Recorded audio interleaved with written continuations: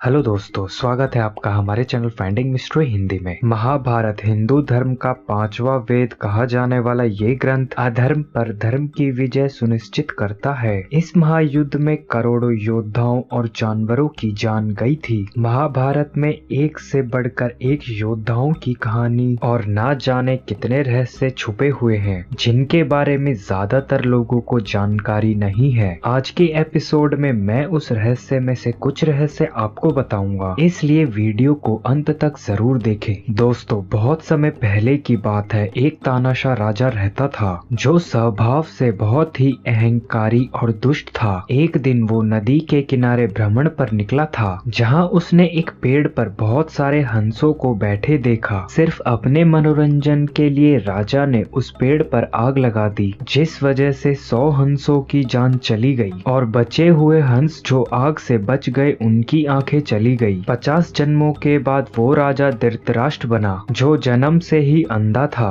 और उनके 100 पुत्रों की जान महाभारत के युद्ध में गई थी। युद्ध खत्म होने के बाद धृतराष्ट्र ने ये दृश्य अपनी दिव्य दृष्टि से देखा था और कृष्ण से सवाल किया कि उस कर्म के भुगतान के लिए उन्होंने इस जन्म को ही क्यों चुना। उसका भुगतान तो पहले भी हो सकता था। तब कृष्ण ने उन्हें जवाब दिया कि पिछले जन्मों में उनके पास खोने के लिए उतना नहीं था। अक्सर हम महाभारत के ऊपर आधारित फिल्मों और टीवी शोज में देखते हैं कि पांडवों का नया महल देखने आए दुर्योधन का अपमान द्रौपदी ने अंधे का बेटा अंधा कहकर किया था। लेकिन दोस्तों, ओरिजिनल महाभारत ग्रंथ में ऐसा एक भी श्लोक नहीं है जिसमें द्रौपदी ने दुर्योधन का उपहास किया हो। दरअसल युधिष्ठिर ने चौपड़ में द्रौपदी को लगाया और हार गया। तब दुर्योधन ने दासी को भेजकर द्रौपदी को सभा में बुलाने का आदेश दिया था। द्रौपदी ने दासी से कहा कि वो जाकर युधिष्ठिर से पूछे कि उन्होंने पहले जुए में खुद को लगाया था या सिर्फ द्रौपदी को। इस बात पर दुर्योधन ने द्रौपदी से कहा कि वो खुद सभा में आकर युधिष्ठिर से ये सवाल पूछ ले, लेकिन द्रौपदी इसके बाद भी उपस्थित नहीं हुई थी। तब क्रोध में आकर दुर्योधन ने दुशासन से द्रौपदी को किसी भी तरह सभा में लाने के लिए कहा था। और दोस्तों, चीरहरण की शुरुआत अंगराज कर्ण और दुशासन ने की थी। दुर्योधन उस समय शांत बैठे हुए थे। दोस्तों, वनवास के दौरान अर्जुन हरिद्वार पहुंचे, जहां उनकी मुलाकात उलूपी नाम की स्त्री से हुई। उलूपी बेहद आकर्षक थी और वो नागलोक की राजकुमारी थी। अर्जुन ने राजकुमारी के सामने शादी का प्रस्ताव रखा और उलूपी मान गई। दोनों की शादी हुई और उन दोनों का इरावन नाम का पुत्र हुआ। इरावन जबरदस्त योद्धा था और अर्जुन से कम नहीं था। महाभारत का युद्ध जीतने के लिए पांडवों को एक अनुष्ठान करना था, जिसमें एक नर बलि की जरूरत थी, लेकिन वो किसी ऐसे व्यक्ति की बलि होनी चाहिए थी जिसके अंदर खास तरह के 32 लक्षण हो। वो 32 लक्षण पूरी धरती में सिर्फ 3 लोगों में थे। एक भगवान कृष्ण, दूसरा अर्जुन और तीसरा इरावन। कृष्ण और अर्जुन की बलि चढ़ाना असंभव था, इसलिए इरावन ने खुद अपनी बलि चढ़ाने की गुजारिश की। उसकी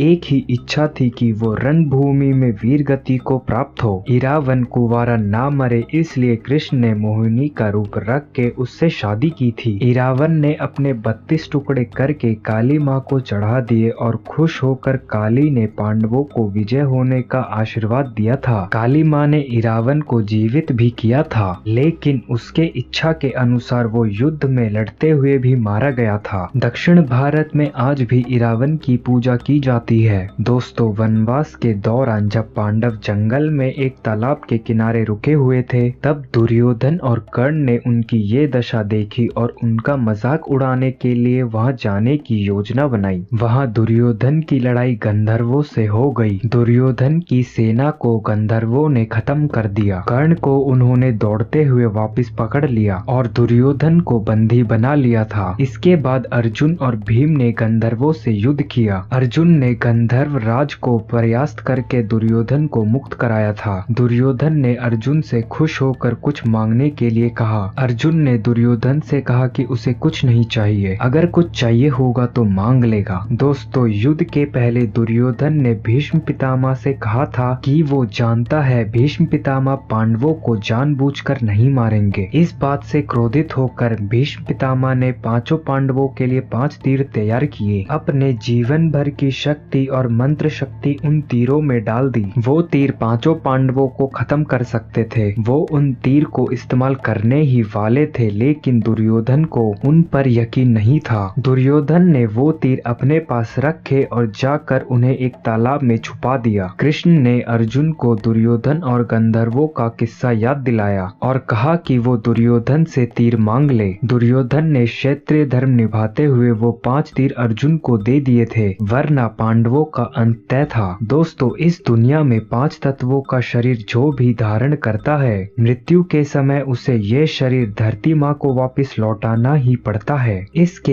एकमात्र अपवाद पांडव पुत्र युधिष्ठिर है। दोस्तों, भले ही वो धर्मराज हो और उन्होंने अपना पूरा जीवन धर्म के अनुसार व्यतीत किया हो, लेकिन फिर भी उनका शरीर समेत स्वर्ग में जाना एक अनोखी बात थी। लेकिन इसके पीछे एक रहस्य है। दरअसल किसी श्राप के कारण यमराज को धरती पर जन्म लेना पड़ा था। वो और कोई नहीं बल्कि विदुर थे। विदुर को युद्ध में शामिल नहीं होने दिया गया था, क्योंकि स्वयं यमराज को मारना असंभव होता था। विदुर ने जब अपना देह त्याग किया, तब वो अपना अंश युधिष्ठिर को दे गए थे, क्योंकि युधिष्ठिर भी धर्मराज थे। यही वजह है युधिष्ठिर शरीर के साथ स्वर्ग में प्रवेश कर पाए, क्योंकि उनके साथ स्वयं यमराज का अंश था। दोस्तों, भीष्म पितामह ने घायल अवस्था में कृष्ण से पूछा था कि उन्होंने सारी उम्र धर्म का पालन किया है, आखिर उन्हें अंतिम समय में इन बाणों की शैया में क्यों सोना पड़ा। तो कृष्ण ने भीष्म को 72 जन्म पहले का दृश्य दिखाया था। उस समय कुछ स्त्रियां तालाब में नहा रही थी। वही पास में एक सांप मौजूद था। भीष्म को लगा कि कहीं ये सांप उन्हें डस ना ले, इसलिए उन्होंने उस सांप को पकड़कर दूर फेंक दिया। वो सांप जाकर बबूल के पेड़ पर गिर गया और उसका सारा शरीर कांटों से घायल हो गया था। इसी कर्म का भोग उन्हें इस जन्म में करना पड़ा था। दोस्तों, पांडव वनवास के दौरान मणिपुर पहुंचे, जहां अर्जुन की मुलाकात मणिपुर की राजकुमारी चित्रंगना से हुई। अर्जुन उस राजकुमारी पर मोहित हो गए और उनसे शादी करना चाहते थे, लेकिन राजकुमारी के पिता नहीं चाहते थे कि उनकी पुत्री और उसका पुत्र मणिपुर छोड़कर बाहर जाए। अर्जुन ने महाराज को भरोसा दिलाया कि शादी के बाद चित्रंगना और उनका पुत्र मणिपुर में ही रहेंगे। शादी के बाद अर्जुन और चित्रंगना का एक पुत्र हुआ, जिसका नाम बब्रुवाहन था। वो पराक्रम में अर्जुन से भी ज्यादा पराक्रमी हुआ। युद्ध खत्म होने के बाद अर्जुन घोड़ा लेकर जब मणिपुर पहुंचे, तो उनकी बहस वहां के महाराज से हुई, जो खुद बब्रुवाहन थे। युद्ध में बब्रुवाहन ने अर्जुन को जान से मार दिया। फिर उन्हें एहसास हुआ कि वो उनके पिता हैं। अर्जुन की दूसरी पत्नी उलूपी ने ही बब्रुवाहन को अर्जुन के खिलाफ भड़काया था और उलूपी ने ही अपनी नागमणि से अर्जुन को पुनः जीवित किया। दरअसल अर्जुन ने छुपकर भीष्म पितामह की जान ली थी। इसी वजह से उन्हें श्राप लगा था कि उनकी मृत्यु उनके ही जैसे पराक्रमी योद्धा से होगी। इसी श्राप से अर्जुन को मुक्त कराने के लिए उलूपी ने ये चाल चली थी। दोस्तों, महाभारत में एक से बढ़कर एक रहस्य मौजूद है, जिसमें से मैंने आपके सामने कुछ रहस्य प्रस्तुत किए हैं। आज की वीडियो में बस इतना ही। आपसे फिर मुलाकात होगी हमारी अगली वीडियो में। आशा करता हूँ कि आपको हमारी ये वीडियो पसंद आई होगी। अगर वीडियो पसंद आई तो वीडियो को लाइक शेयर जरूर करें, और चैनल में नए हो तो चैनल को सब्सक्राइब कर बेल आइकन को जरूर दबाएं, ताकि हमारी वीडियोस की नोटिफिकेशन आपके पास जल्द से जल्द पहुंचे। और हमें कमेंट बॉक्स में कमेंट करके बताएं कि आपको हमारी वीडियोस कैसी लगती है।